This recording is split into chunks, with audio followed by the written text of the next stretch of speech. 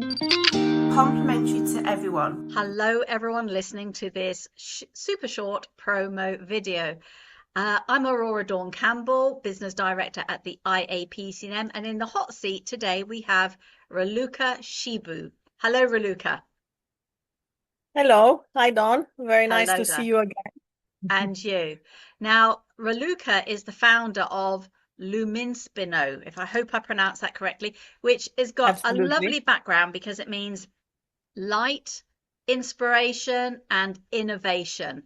So Raluca and I are here today because we want to share with you how her European one-stop shop supports visionaries across all industry sectors, regardless of age, size, niche, or the business that they're in, since we say um, it also comprises coaches and mentors. So that's why I say it doesn't matter what niche you're in or what size business you're in. You could be a solopreneur, doesn't matter.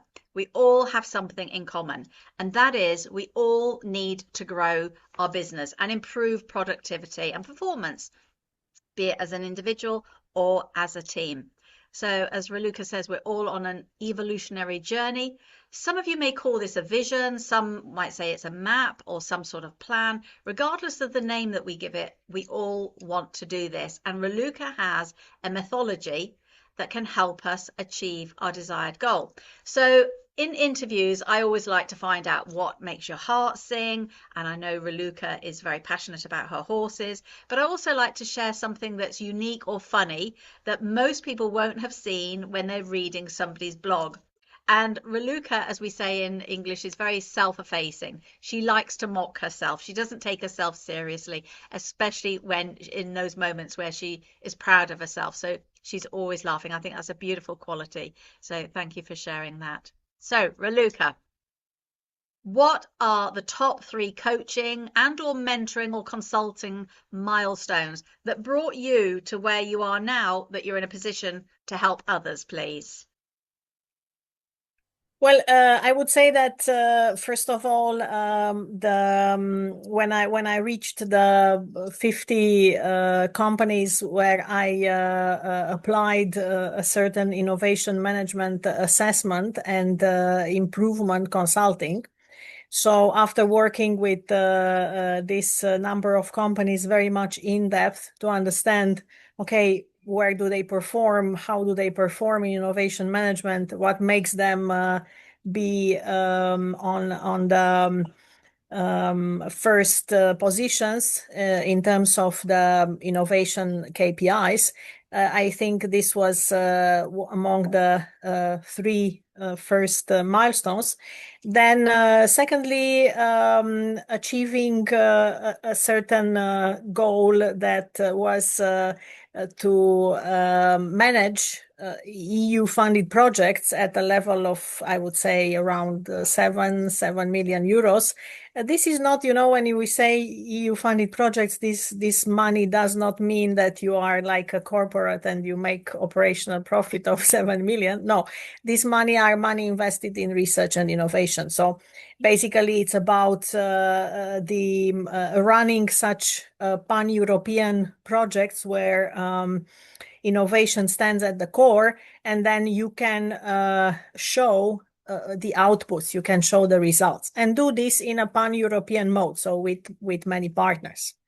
And then thirdly, I would say the fact that I could start my own enterprise. That was definitely a milestone that pushed me much forward to explore much more in depth, and also other facets of coaching and consulting that I explored before of that. So basically, when I started with my own company, the learning curve was very steep, and it continues to be very steep.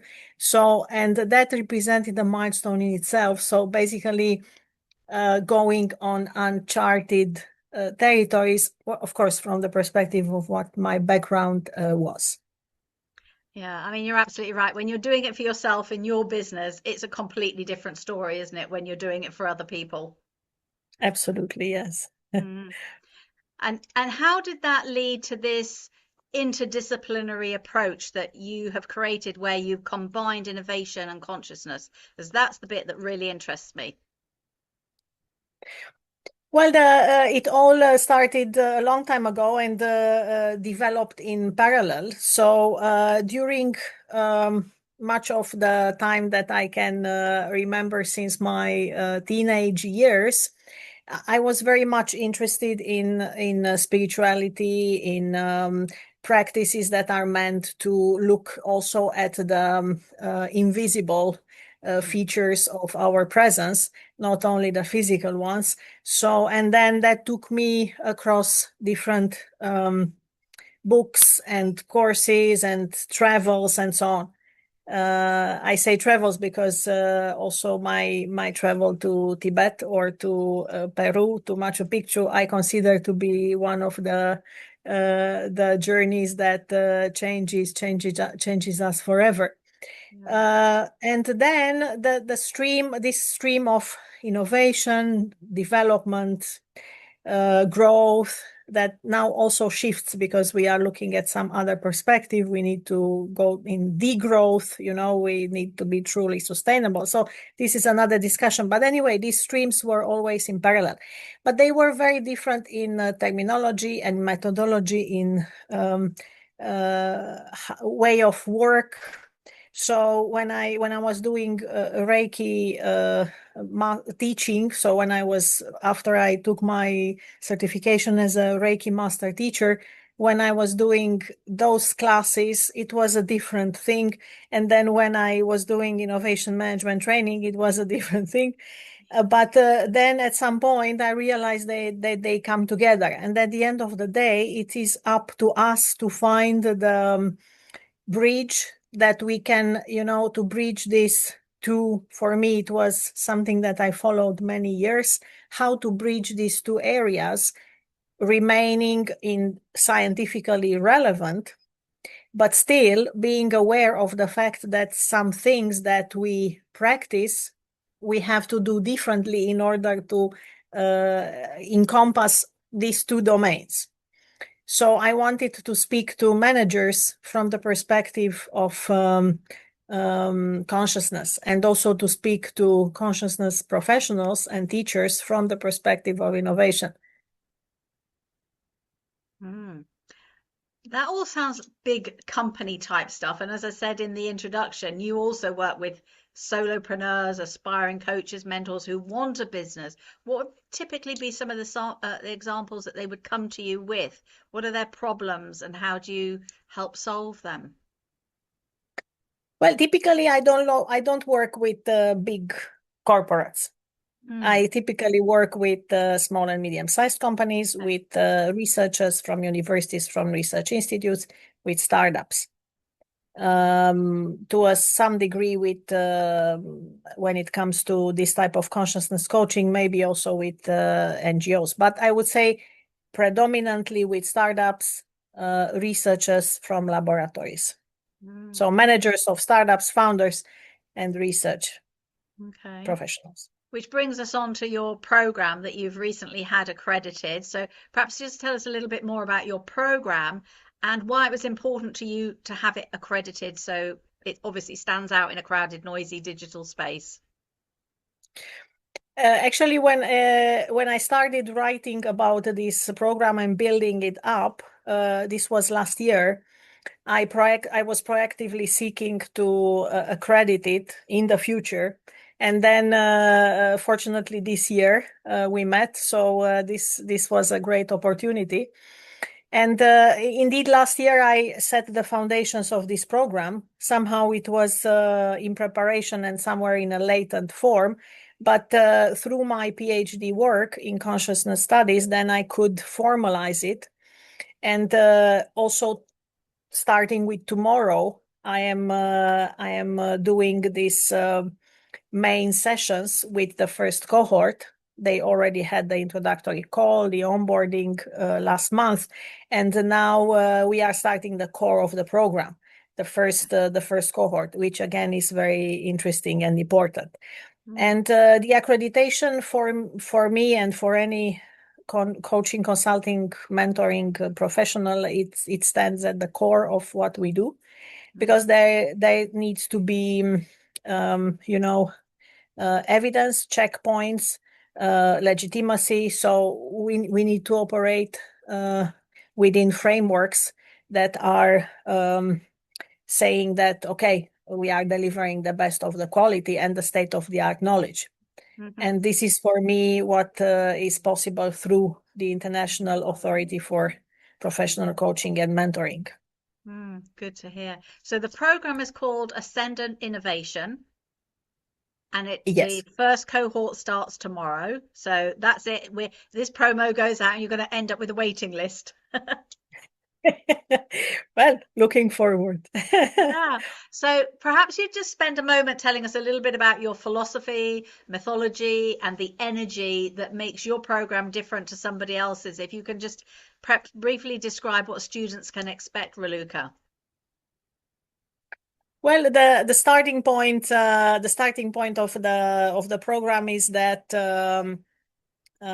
even if we rely our discoveries, breakthrough innovations, radical innovations on scientific methodology, tools, and so on, nevertheless, most of the discoveries that changed our world come from alternative states of consciousness.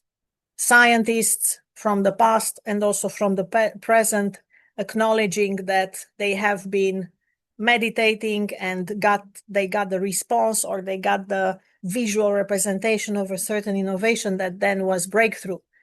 We have many accounts of such discoveries. And then, but still, this is a stream of knowledge and information that we do not systematically use, that we disregard, that we use just a little, maybe just some dreams that we remember, or some flashes that we remember, or maybe the synchronicities throughout the day. But what if we go to explore this and to work on this systematically, hand in hand with the innovation that we work on in our everyday lives, in the physical expression of it? So Ascendant Innovation, this is what it does. It goes to facilitate for these cohorts a process of discovery that runs from alternative states of consciousness into mainstream everyday innovation management, and then back again. And then equipping them with this cross-fertilization on the long run, so that they can maintain this and grow their future innovations on.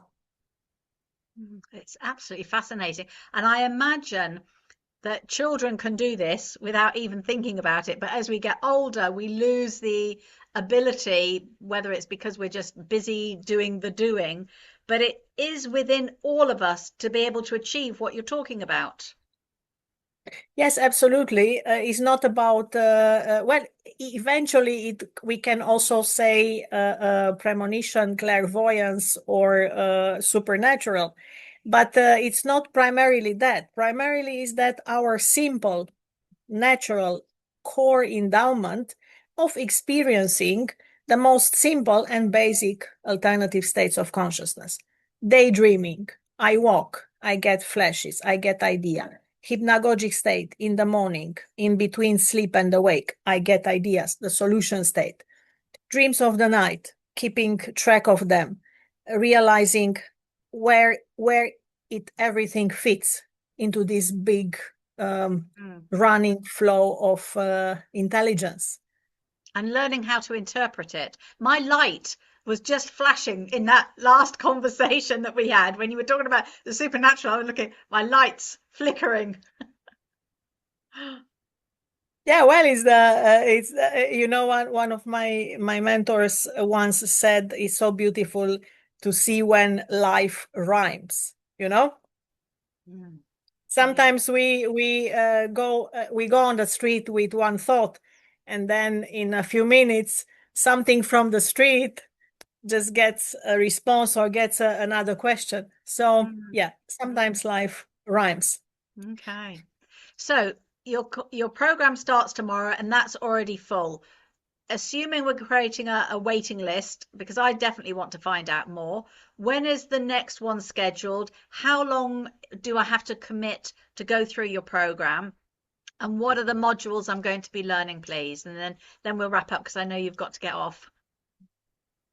So I would like to start the next cohort next year. I would say onboarding in January, starting in February. Okay. So the typical length, I would say, would be 6 months, with the possibility to go until 9 months. That would be, of course, depending on the requirements and the progress of each individual in the group. And in terms of the three main building blocks of the program, so the first one is so just one thing to say that before I explain about the building blocks, that upon entry in the program, each of the participants will start with an overriding question. So-called overriding question. So what question do you bring into this program that is related to something that is at the core of the innovation that you are working on? Let's say somebody that is a marine biologist and is working on an innovation for the ocean to maintain biodiversity on the oceans. And this is something that, it's not only the external expression of the innovation itself, like a technology or a solution, but it's also the internal expression of a passion, of what motivates you, what moves you. So first of all, this overriding question, because this overriding question will start the trajectory. And then the first building block would be about creating space, letting go of the usual perceptions about how things should be in innovation, in day-to-day career management, everything. So first of all, this what I call softening, softening to be able to receive information that is not usually in our usual state of awareness. There is some work to be done in this building block. Then the second building block is about tapping into a reservoir of creativity, tapping into what I would say, and here is where the word consciousness comes in again, this universal consciousness, the intelligence that is available, and then tapping into that. This is about creating a space of where we can get inspiration, we can create further problem solving and so on. This is the work in the building block 2. And then the building block 3 is about the vision quest, so-called the vision quest. So what is it that we would like to bring to the world next? And this, very importantly, it's not at only the individual, okay, I want to do something. No, what is it that stands at that serves all life, that you would like to bring? This is the vision quest, and then the action plan on how to do this. And all these 3 building blocks, they respect both streams: innovation management, business strategy, alternative states of consciousness. They respect these 2 different knowledge areas, while at the same time cross-fertilizing the information. Wow. That sounds like a wonderful gift to yourself to start the new year by going on a program like this. Well, absolutely. I can definitely say that, yes. Yeah, well, if anybody is interested in finding out more, Raluca can be found on the International Authorities Directory, and obviously LinkedIn. And where else can they find you, Raluca? Where would be the best place for somebody to find you? My email address is as well on my LinkedIn profile, and is also with you on the directory. Any of these digital enablers work well for me, and then we go from there. Okay. Well, thank you so much for taking time out of your busy schedule, especially seeing as it goes live tomorrow with your cohort. You're going to have fabulous feedback. There'll be high energy, high excitement, I am sure. Look forward to hearing the feedback and learning more as the program develops.